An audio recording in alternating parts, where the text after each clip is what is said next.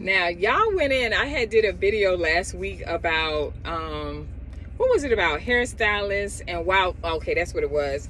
Why women no longer come into the salons to get their hair done. And y'all, listen, I love the feedback and the comments because, listen, the channel is definitely not to bash one side or the other. So it's not to bash the hairstylists, even though they may feel like that, and it's not to bash the clients, right? It is for both of us to be able to meet in the middle and talk about the things that is going on in the beauty world, especially in our world as Black women, right? And the reason why is because there is a disconnect. And as I said, if you guys watched Salon Talk, it came on yesterday at 5 o'clock. Dawn Ferguson and we were discussing that very reason why Ask a Licensed Cosmetologist focuses more on my women, my sisters, because we're the ones that are leading in bad practices and where we're leading in hair loss, right? And so that was me. That is me saying, hey, let's bring all of this to the forefront, because you have stylists talking, complaining about the clients. And I'll hear my friends who they come to me.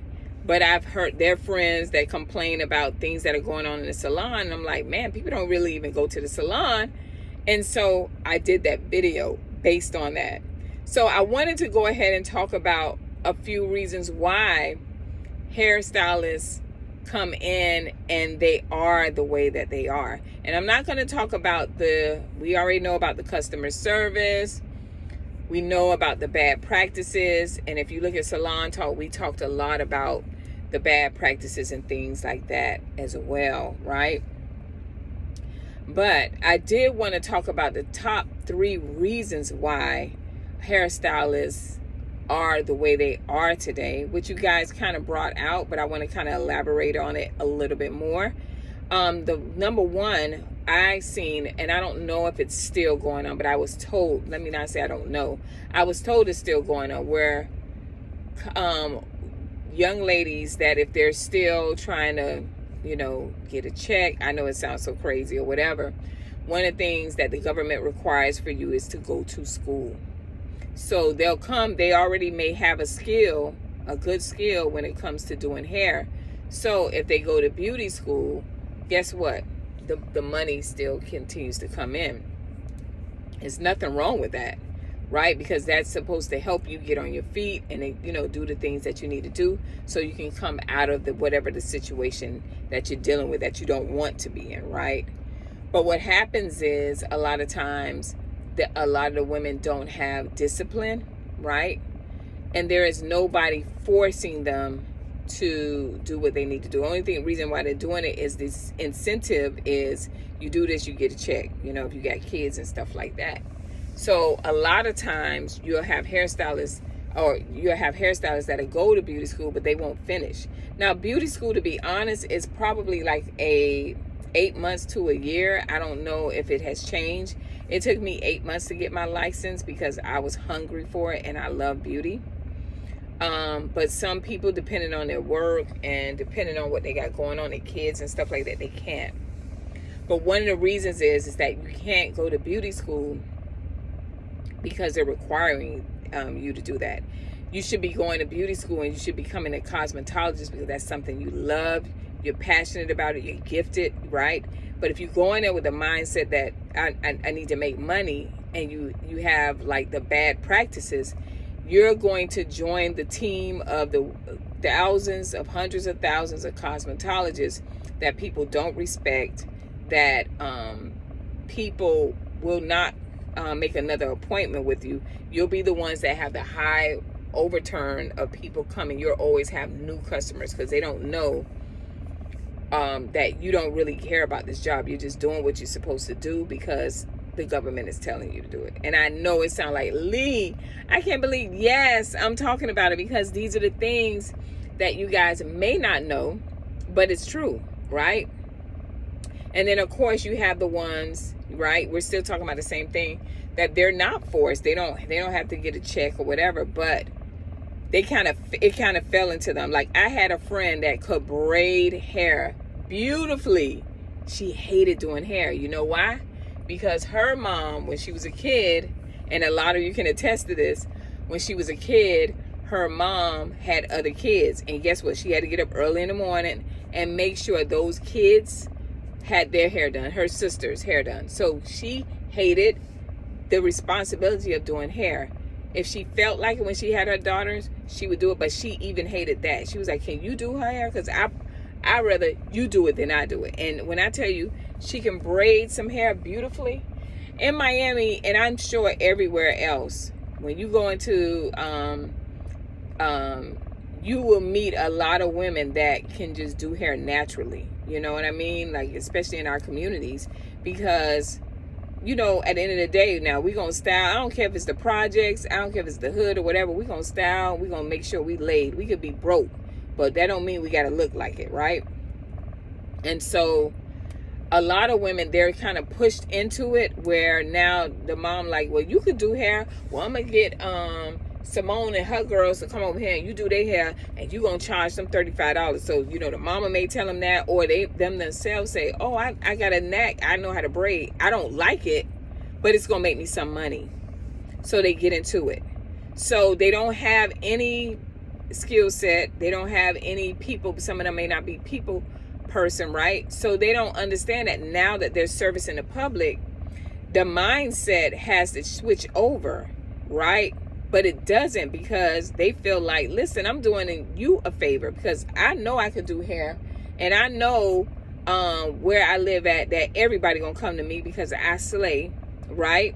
And so y'all got to deal with the attitude and everything else, because there's none of that. So I'm painting the picture of why we're in the condition we're in. And no, that doesn't mean because we're in the condition that we're in, it's why that we should tolerate the foolishness. You should not tolerate it. You should hold people accountable. But the only way you can hold people accountable is stop giving them your money, which will force them to, it will humble them, and it will force them to say, man, I need that money. I actually like, you know, making the money that way. I don't want to go on a 9 to 5, because a lot of people in Miami, I'm gonna tell you something. I was telling somebody this. They were like, really? I said, Miami, we breed entrepreneurs. I don't know about other places. Like, I remember when I moved out of Miami for a little bit, and it was, they didn't have car washes. Like, you could just ride up and go somewhere in the hood, or anywhere, not even the hood, anywhere, and you can get somebody to wash your car at any corner. Let me get my car wash. And you had a businesses where they do car wash. Well, when I went to Orlando, they were like, oh no, you wash your own car. I was appalled. Or you can go right now and on a busy street, and you'll see somebody holding fruits or water, right? They're doing something. They're always making money. Hustlers. That's what we got here now. I don't know about other places. I know where I grew up at. So you gonna make $1. You know, my good friend, I always tell y'all about Angel Wilson. She was one. She was like, man, how much we got? $10. You know what? I'm gonna go buy this, and this, and I'm gonna sell this. Let everybody know I'm doing conch fritters. And people come to the house, and guess what? Boom, boom, boom. She done made a whole plate. She done made a whole meal out of $10, and she's selling it. And guess what? Now she's sitting over there with $50. You know, so $50, $60, depending on what she was selling. We were always like that here. So a lot of the people, a lot of the girls that you guys are going to, and you go into their homes or whatever, and then you're dealing with them fighting with the baby daddy, or some of them, they're not fighting with baby daddy. Maybe they by themselves. Maybe they don't feel good. They got bad attitudes or whatever the case may be. You have to understand, when you're walking, when you decide to, hey, she only charged $50 for this, you're taking on and you're accepting and saying, hey, I'm okay with however the treatment, the customer service is going to be, because of the simple fact that this person only just knows the craft. This is just her gift. But everything outside of that, she does not know, right? And so it's not to take away. It is the person's responsibility to say, man, I'm losing people. They're not coming to me. And then somebody telling them, listen, I want to come to you. I think your gift is wonderful. My hair looks good, but I cannot continue to come in this type of hostile environment. So that's our responsibility to let them know, and they will get the help. You can be humble. And this is what this channel is about. We got to talk about it to even fix it. But if we don't talk about it and we just complain and don't help anybody, guess what? We're no different from the others. So we have to do that, right? The second thing is understanding why cosmetologists do what they do, or hairstylists also create where it's a bad business. A lot of them don't have business skills. I was one of them, so I can talk about this. I was good at the operation. I understood the operation because I worked in maybe like I worked in a what is it called? The Caucasian salons, like a Smart Style that's in Walmart. I worked into Regis Salon, right? And from Regis Salon, I went over to Hair Club. But I saw the operation, how things were done. So I was good at that. But when it came time for when I opened my own salon, where I failed when I opened that salon, because I opened it up again. I came to the beauty world on Ego, and I opened it up on Ego because somebody told me I couldn't do it. I'm like, oh, I'm going to do it, right? But I didn't have any business skills. So I wanted a commission-based salon because I didn't want to be capped with a booth rent salon, because you're going to be capped. Every month you get $900. Every week you get $900. I didn't want the cap. I wanted to market, bring in as many clients, help my cosmetologists build their clientele, and more money for them, more money for me. More money, more problems, they say. But for me, more money, more blessings. I don't say more problems. More money, more blessings. And so I did not have the business side. So I hated Sundays because I would come into work and I would have to cut checks, because now I'm doing commission based. So I have to cut the checks. So when they come into work on Monday, their check is right there ready to cash. The money is in the account, right? And then also, I had to pay taxes every quarter on what those young ladies were making. I had an esthetician and I had 3 stylists, right? Hairstylists, cosmetologists. So I had to do that every week. I hated it, y'all. I was like, I got into this place where I just wish I could have somebody just deal with that part. I didn't even let people know that I was the owner of the salon. I just love the artistic part where I can just do my operations, make my customers smile, pour all my time and energy into them, right? And be done with it, and have an accountant and somebody, y'all deal with that. You know what I mean? Cut the check. That's how I was. But you cannot be like that. So guess what happens when you don't have the business skills, right? We already talked about the people skills and the customer service. But when you don't have the business skills, the pressure starts falling on you. Now you got a lease that's $2,300, right? You got to make sure you have the what do you call that? The products and all these different things. You got to make sure of that. You got to make sure that then you got to deal with your hairstylist issues. They may have personal issues going on. Your customers got personal issues. So everything bogs down on you. And instead of you saying, hey, I need help, instead of me saying, hey, I needed help, it weighed on me. So I went from being 125 when I opened my salon to 180 pounds. And it included my parents passing around that time too. So I got up to 180 pounds. I was very miserable. And even though I never came into the salon and took it out on my clients, they saw the difference in it. And lo and behold, before you know it, I had to file bankruptcy. I ended up losing that salon. We ended up moving away to North Carolina. I ended up losing that salon. It was very humbling because it was embarrassing because people knew about it. But it affected my business because in the midst of that, my mom was passing away. She was dying. And I was going back and forth to Miami because by now I'm living in Orlando, Oviedo, Florida is where I had my salon. It was called A World of Elegance. I made a lot of mistakes in that, opening a salon. But I'm so grateful that I had the failure. A lot of people are like ashamed to talk about it. I'm not one of those people that are ashamed to talk about it because I learned so much and I was able to be a blessing to a good friend of mine when I moved to North Carolina when she wanted to open up her salon. Right? So I was able to tell her, don't do what I did, right?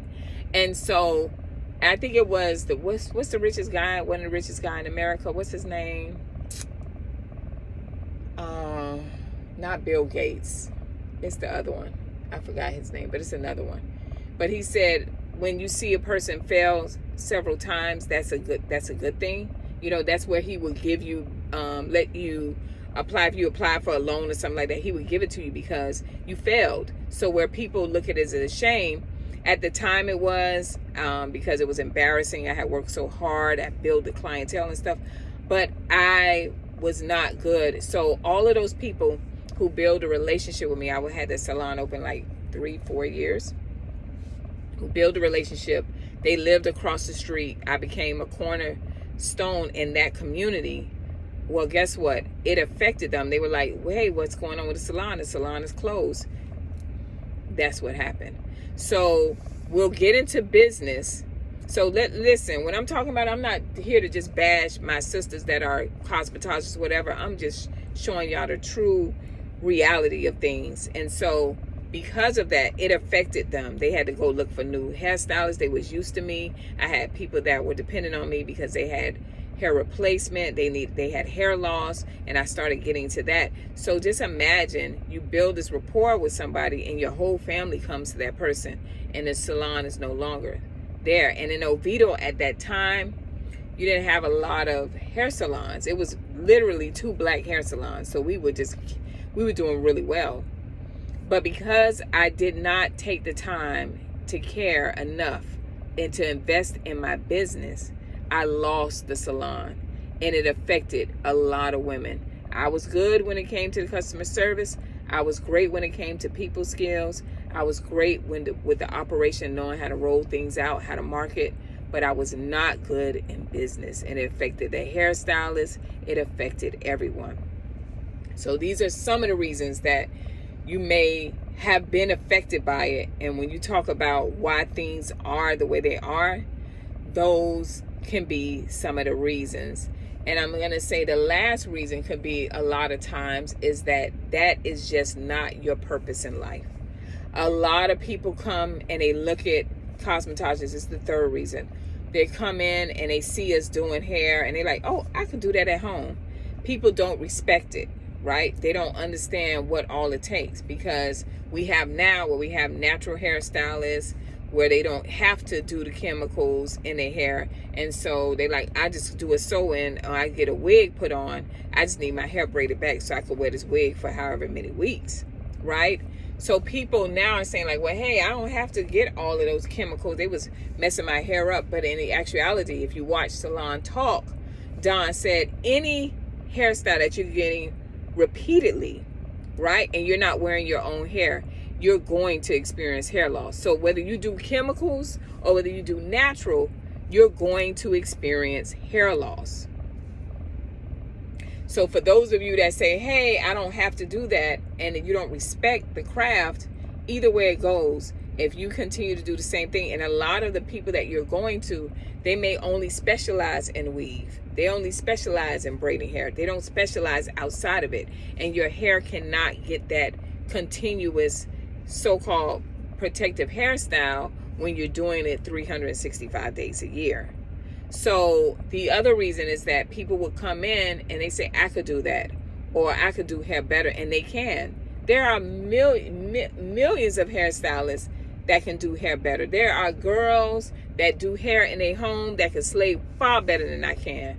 But the one thing I have up against them is that I have the education, right? And I had the sense enough to say, let me go to beauty school to get the education so I can identify with your hair, not just slaying the hair and making it look great, but also saying, hey, we can slay it, but make sure we keep your hair. You know, I was thinking about a word because Don kept saying not compromising your hair. We can do that. And so that is the difference. So people will go home, they look at, they come in there, they watch what you do, they look at the products that they're buying, that we buy, and they say, oh, I'll go buy the products, I can get that off of Amazon, and I can do a hair, and that's that. But you got to understand the chemistry of things, and that's why we and Don brought that. I was like, oh man, I didn't even think about that, where the where the woman was like, she said, you ever see people that are blonde?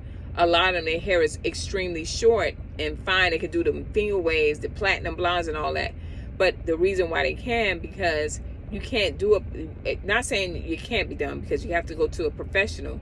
But a lot of them, a lot of times, they're doing it at home because they don't respect the craft, right? And the hairstylists don't respect the craft. Whether they're licensed or not licensed, they don't respect the craft because they buy the same product that the customer may have. They are doing bad practices. So the customer, like, if she doing bad practices and all I gotta do is put a piece of paper on my hair and put a stocking cap and glue it on, then I'm good. How many volumes of bleach you using? I mean, how many volume? Oh, you using a 40 volume with bleach? Oh yeah, girl. And then when their hair start breaking off and it feels strong, they say, oh, I went with a shortcut. No, not because you wanted to, you had to, because you it's certain things that you wouldn't understand if you had the license and the education behind it. Because I can't even say if you had the license. A lot of us got the license, but we still don't have the education. Florida have all kind of scams going on down here. So some people have license, but they never really finish school, and then they don't do continuing education. So because you're going into those salons and you may see a license there, or because you're going to someone's house and you see them doing what they're doing, once you start losing your hair because you're going over and over again, and let me tell y'all something, extensions, weaves, wigs, that is addictive, especially if you have a busy schedule, or maybe you lazy, or maybe you got a bunch of kids. That is the go-to. All you got to do is put that bonnet on your head, take it off, and curl your hair, and you fabulous. So who wouldn't want to do that, right? But because we have the stylists that don't invest and don't change their practices, they're doing the bad practices on you. And as I said yesterday on Salon Talk, it is a vicious cycle because they find women that don't care. I just looked at somebody this morning. Again, the young lady had, she put like a gel on her hair and put in a little ponytail. She put gel, and then she started gluing tracks on. I'm like, well, what happens with that? What do they think, that you're going to just wash your hair and it's going to slide out? No. That's adhesive. And you're putting that on strands of the hair. So she put that on, and she put the paper on. So I said, so that means we're not washing our hair. That means we're not going to moisturize our hair. So when it does come down, we're going to have breakage. We're going to have dryness. We're going to have we may even have some type of scalp disorder because we have not touched our hair in weeks. And then we say, the stylist ain't doing my hair right. You got to hold yourself accountable too. So I wanted to bring out these 3 reasons why you don't want to go to the salons no more. And also to point out to the hairstylists, you may be one of those ones that are experiencing one of these issues that I brought out, and you have to be able to deal with it. If you dealing with the business and you don't understand the business, there are so many programs, small business free courses that they have that you can go into, and don't be afraid. You take it one day at a time, right? And then you can start getting your business going, and then you can start building your name and have a good reputation. And for those of you that never got your license, or you went into cosmetology school because you had to, it was a requirement or whatever, but you really don't desire it, figure out what it is that you actually love to do. Or maybe it is in the beauty world. Maybe it's just not actually doing hair or dealing with people. Maybe it's more of, like maybe you just be a colorist. Like people that specialize in certain things, like a colorist, a cutter, things like that, or hair replacement, you don't have to do a lot of talking. You just in there, you're doing what you do. So maybe find your niche in that, and your people skills. And then you can also, another way to resolve things is to find someone that is in the industry that you look up to, and that that they got their right credentials, that they practice good practices, right? And you can learn a lot from them. Humble yourself and learn from those hairstylists. Don't take it as somebody bashing you because they're pointing out issues that you may have. If you want the business and you want to make the money, you can make the money. There are millionaire hairstylists. All they do is hair. They never had a side job. They never did a 9-to-5. All they did was hair. But because they were passionate and they loved it, and where they fell short at, they got the help that they needed. That's why they are where they are. And I'm talking about Black millionaire hairstylists. Okay? So you can make a great business on it, but it's up to you. You know, I can only tell you my failures and tell you what I did, and I can only talk about what needs to be talked about, right? So I pray that this video helps you guys, that you take it the right way, and that for you clients, this is probably some of the reasons why you refuse to go to the salon, because whatever that's going on behind the scenes, it's affecting their businesses. And so I pray that this helps and answers some of your questions. Please like, share this video, and comment on it, because I love the community that we're building, and I love the women that are in it. All right, I'll see you guys next video. Bye.